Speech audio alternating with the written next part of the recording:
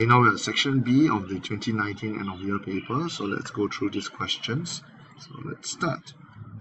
Figure 1.1 shows the vernier caliper, okay, when its jaws are closed. So actually this is used to detect zero error, okay, zero error. Now, so what you can see here is that the vernier 0 has gone behind the main 0. So this is the main 0, this is the vernier 0. So if like that, we know that it's a negative 0 error. Okay, once it's negative 0 error, we know the main scale will be 0.0 cm. The vernier scale, let's read it. So it's over here. So this is 3, right? Now, but because it's a negative 0 error, you count backwards from 10. So therefore, it's 1, 2, 3, 4, 5, 6, 7. So therefore, because it is counting backwards by 7, answer will be 0.07 cm. Okay?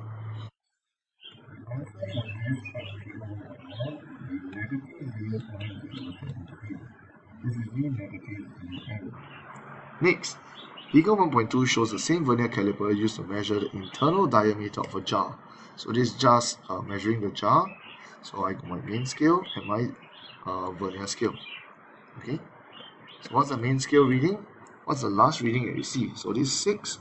This will be 7, 6.1, 6.2, 6.3.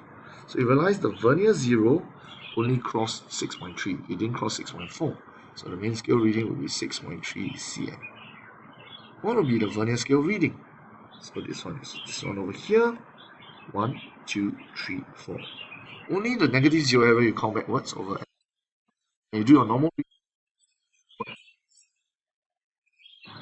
F. Okay, so the vernier scale here 0.04 cm. So if you were to add them up, 6.34 cm, that is the reading that we have over here. So let's start part A. State the 0 error in figure 1.1, clearly indicating the sign. So we mentioned up here that we know is a negative 0.07 cm. So state the sign clearly, negative 0.07 cm. That is the 0 error. What's the actual measurement of the diameter? Okay, so I'm going to take this. I'm going to take my reading from the figure 1.2. So this is the reading that we have. So I'm going to take the reading minus the 0 error. So what I'm going to get is 6.34 minus the 0 error. So you can see in that minus, you actually will add them up. You press this in your calculator, you actually get 6.41 cm over here. So the internal diameter is 6.41 cm. Okay. Next, question 2. Figure 2.1 shows the micrometer screw gauge when it's fully closed. So this is really once again testing you on the 0 error. So this time around, is the way how you read is another way of reading it. So take note. This line over here, which we call the datum line. The datum line is on what we call the main scale. This part over here is called the main scale. This part over here is called the Timbal scale. So the datum line is above the Timbal 0. Okay, Timbal 0 over here. So we know that this is a positive 0 error. The main scale reading, what you actually saw is the last you can actually see is a 0.0 mm. Okay, take note, micrometer, the measurement is millimeter, mm. And the Timbal scale, the reading that you see is actually over here. Is actually 6. To be exact, is 0.6. So it is 0.06 mm. Therefore, you add them up, it's a positive 0.06 mm over here. Figure 2.2 shows the micrometer screw gauge measuring the width of a bundle of wire. So this one over here is actually the reading with 0 error. Okay, this is actually the reading with 0 error. So let's look at this carefully now. Now, the reading here is 5. Okay, you see there's all these little lines coming from. What are they? They're actually the 0.5 reading. So if this is 11, this is 10, this will be 11. This one over here, okay, this one over here would actually be 11.5. So the main scale reading is actually the last reading you can see on the main scale, which will actually be 11.5 mm. Okay, the biggest reading you can see. In terms of the Timbal scale, what do you read over here? So we have the datum line over here. This is 10, 11, 12. So therefore, the Timbal scale reading is actually 0.12 mm. So therefore, if you add them up, is 11.62 mm. So this is the reading for figure 2.2. State the zero error shown in figure 2.1, indicating the sign of the zero error clearly. So we did calculate here. It's a positive 0.06 mm. Determine the actual measurement of the width of the bunch of wires. So I'm going to take the reading minus the zero error. So take note, it's always minus the zero error. So I'm going to get is 11.62 minus positive 0.06. So what I'm going to get is 11.56 mm. So what's the width? 11.56 mm. Okay, so that's for question 2. Now let's go to question 3, complete the table below. A is the symbol for the SI unit. So what's this SI unit over here? It's actually ampere. So ampere is actually the SI unit for which base quantity is actually electric current. So take note of this. Be familiar with your base quantities and your SI units. Kilogram, the symbol obviously all of us know is kg. But what is the base quantity that it is used for? It's actually mass. Okay, so just take note of this. Let's go next. Complete the following sentences. So this is 1800 microampere is equals to how many ampere? So from here to here, we are actually removing micro. So first you need to know your prefix well, so I'm not going to go through that, but just take note, whenever you got remove, it's actually to multiply. If you got to insert the prefix, you actually will divide. So in this case, because it's removing, so I multiply by the prefix of micro is 10 to the power of minus 6. Okay, so if we were to press a calculator over here, what you're going to get, okay, for this one would be, let me find out, press on the calculator, answer is 0.0018 ampere. Next, I got mega over here, megagram, wow, what a crap, megagram, to kilogram over here. So normally if I need to convert from one prefix to another, I must first remove. So I'll remove the mega. So this means I must multiply by 10 to the power 6. Then I'll get something meters, right? Then next I must insert kilo, which means to divide by 10 to the power 3. So first, when you multiply by mega, you're going to get 205,000. Okay, sorry, these are not meters, they're gram. So you're going to get 205,000 grams. After you insert the kilo, you divide by 10 to the power 3, press your calculator, you're going to get 205 kilograms. Okay, so question 4, these are the two. Now question 5, state the two differences between mass and weight. Okay, this has gone through in the previous paper, so I won't go through this one too much. You can refer to the 2018, okay, 2018 question paper.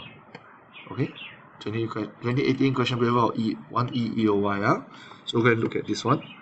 If you want, you can just focus on the idea that whenever you want to state the differences, do take note you must use what we call the comparative term, which could be but, while.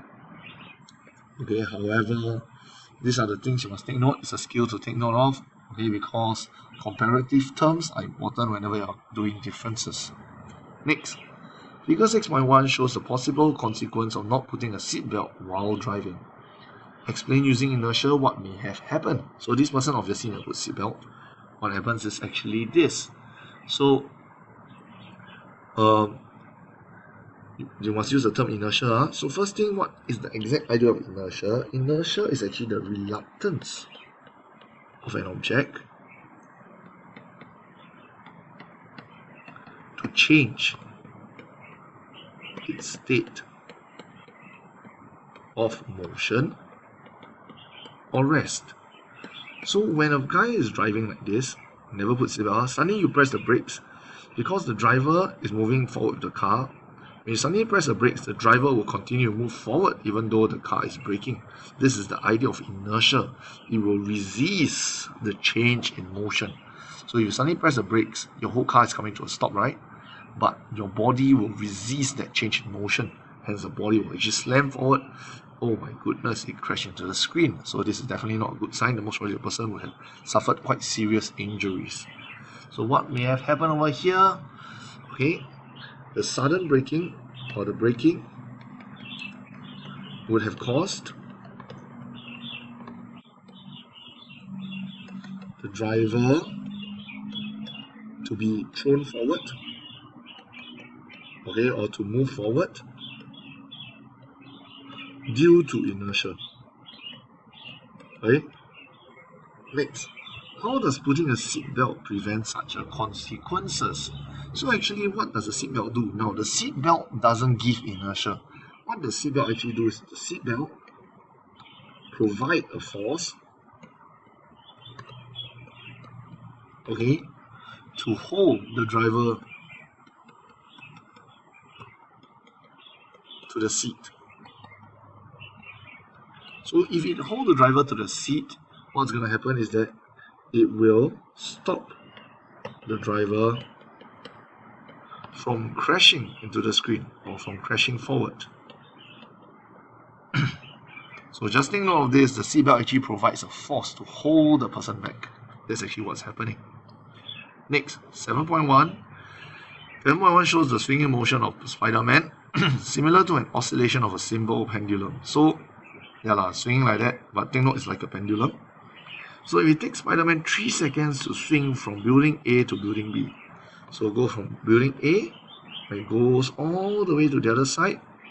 Okay, this one takes 3 seconds. Determine the period of a swing. Now, period, what is it? It's the time taken for one complete oscillation. So what is one complete oscillation? It means that it must go to the, so in this case here for this diagram, it goes over to B and coming back. So you know that it must go there and come back. That is one complete oscillation. So if going there takes 3 seconds, coming back will plus another 3.0 seconds. So therefore, what's the period? So the period would actually be 3.0 plus 3.0, so it's actually 6.0 seconds. Okay, not a difficult question if you understand what exactly is a period and how to find out complete oscillation. Now, next, Spiderman feels that he should gain more mass in order to reach building B in a shorter time. Thus, shortening the time taken, okay, makes a difference for him? Answer is no. Okay, why? Because the key word here is the period of a pendulum, or the period of a swing. The period of a swing is independent. Okay, the word is independent, but you can say it does not affect.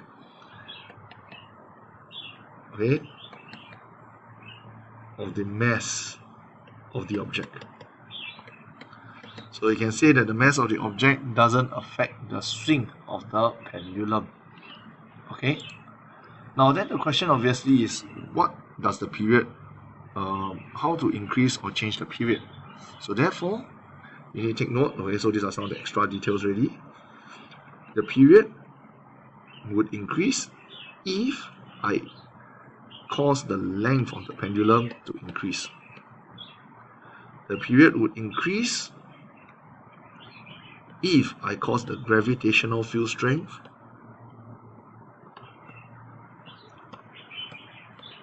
to decrease. Okay, so these are the two things that can actually cause the period to change. So just have to take note of this. Now, Spiderman's friend Ned Leeds suggests standing on a bench on the roof before swinging while keeping the string tight. Okay, state the physical quantity that will be affected by Ned's suggestion. So instead of being here, he now goes to a higher position. So now instead of coming here, the string now will be over here. So you realize he's at a higher position. What is this quantity that they are changing? Okay, what is this quantity that are changing? Actually, the answer will be amplitude. Okay, so the greater the amplitude actually means the thing is swinging from a further position. Last one. The equation below shows the relationship between factors of a simple pendulum. So look at the equation here. Okay, explain your own words the relationship between t period and the length of a simple pendulum. So actually you can see here t, which is the period, and L, they are both like the numerator, right, or they are the top. So actually you know that the period t will increase. Okay, so period t will increase when the length of pendulum increases. Okay, length of a pendulum increases. So quite simple here. Next, question 8. Captain America's shield is made of proto-adamantium. Okay, so this is an alloy made of 25% steel and 75% vibranium by volume.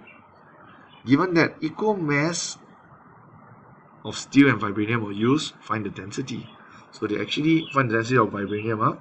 So this is the mass, this is the density here. So to do this question, okay, we have seen my previous thing, I actually will go create a table. So I got a mass, I got a volume, I got a density. Okay, the two metals that I'm using is steel and vibranium. And then of course I got the alloy, which is your proto-adamantium. Okay, so let's draw nice tables like this. Okay, let's split them up in the middle. So let's key in the details that we currently have. So the mass of the shield, which is the mass of the alloy, is 5.443 grams.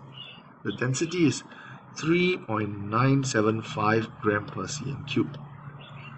We know that it's made of equal mass, so 50% steel, 50% vibranium. We know in terms of volume, it's 25% steel, 75% vibranium. Okay, the alloy obviously 100% for both in terms of the volume and the mass. I want to find the density of vibranium, so this is the one to find. To find the density of vibranium, what would I need? I will need this. I will need this. So I need the mass and the volume of the vibranium. Then I can find the density of the vibranium. So how exactly to find this? I think to find the mass, I don't think it's any issue. So I'm going to first take is to find the mass, right? So mass of vibranium will be 5.443 times 50 over 100, because that's 50%. So if you were to do this, you will find that it is 2721.5 grams. Next, to find the volume of vibranium, I realize I need the volume of the alloy. And hence, I will need to take, okay, so the triangle that I'm going to use here, MdV, to find the volume, I'll take mass divided by volume. So volume of alloy is actually 5.443, which is the mass of the alloy, divided by the density, which is 3.975. So what I'm going to get would be 136.9.3, okay, enough in cm cube. So this would be the volume of the alloy. So if 75% is made of vibranium, so to find the volume of vibranium, I will take 1369.3 times 75 over 100. Okay, this is the volume of vibranium.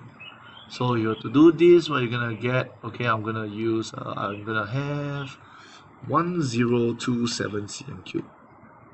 Okay, so this is in terms of the math. Last one, to find the density, is actually equals to take the mass divided by volume, so 2721.5 over 1027. You press your calculator, you're going to get 2.65 gram per cm cube. Hence the density, 2.65 gram per cm cube. Generally, your final answer will always leave to 3SF. Okay, so that's all for the physics segment, section B.